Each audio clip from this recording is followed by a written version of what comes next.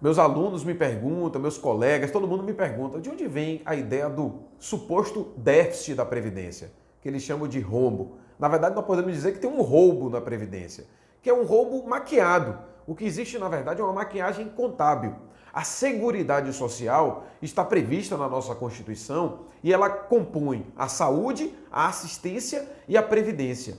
A própria Constituição Federal estabeleceu que, além da contribuição dos trabalhadores e da contribuição das empresas, o governo deve repassar algumas outras receitas para auxiliar no custeio da Seguridade Social. São elas, por exemplo, o PIS/COFINS, a contribuição social sobre o lucro líquido, a receita das loterias, nós temos o imposto de importação sobre bens e serviços. Tudo isso são recursos que o governo deve repassar para compor o orçamento da Seguridade Social. O governo não tem repassado esse recurso. Ao mesmo tempo, o governo retira 30% do orçamento da Seguridade através de um mecanismo chamado de DRU, Desvinculação das Receitas da União. Então faça uma conta rápida. O governo não passa o que deve passar, retira 30% do orçamento da Seguridade, óbvio que vai faltar dinheiro. Mas a culpa não é do trabalhador, a culpa não é de quem está se aposentando, a culpa é do próprio governo. Para piorar a situação, o governo passa a mão na cabeça de grandes empresas devedoras da Previdência. Eu não sei se vocês sabem, mas o Itaú, o Bradesco, grandes bancos, multinacionais, empresas nacionais, inclusive municípios, estados, empresas estatais também, são grandes devedoras da Previdência.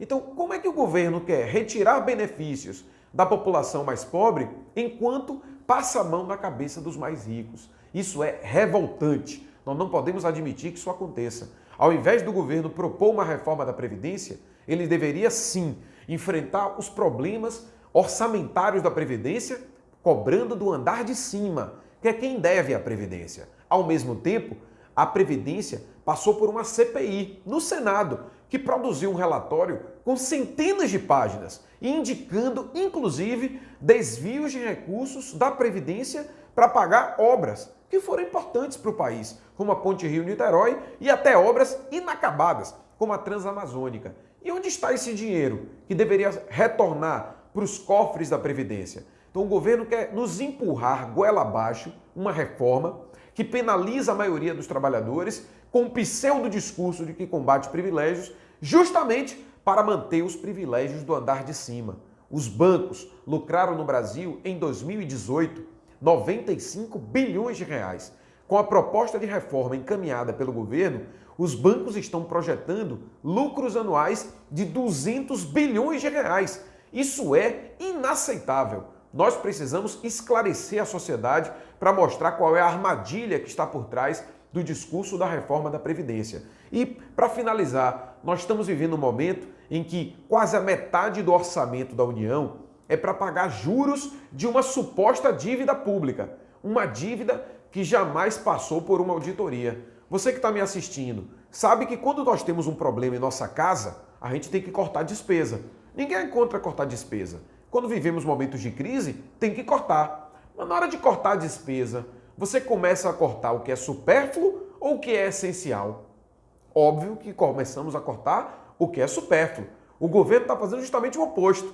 Ao invés de cortar do pagamento de juros, que são os maiores juros que pagamos no planeta, para bancos, para grandes grupos financeiros, o governo, ao invés de cortar desse pessoal, está querendo cortar do mais pobre. Primeiro eles queriam cortar de quem ganha BPC, de quem é aposentado rural, que ganha um salário mínimo. A nossa mobilização conseguiu fazer com que o governo retirasse isso da proposta, mas eles continuam penalizando quem ganha até 2 salários mínimos.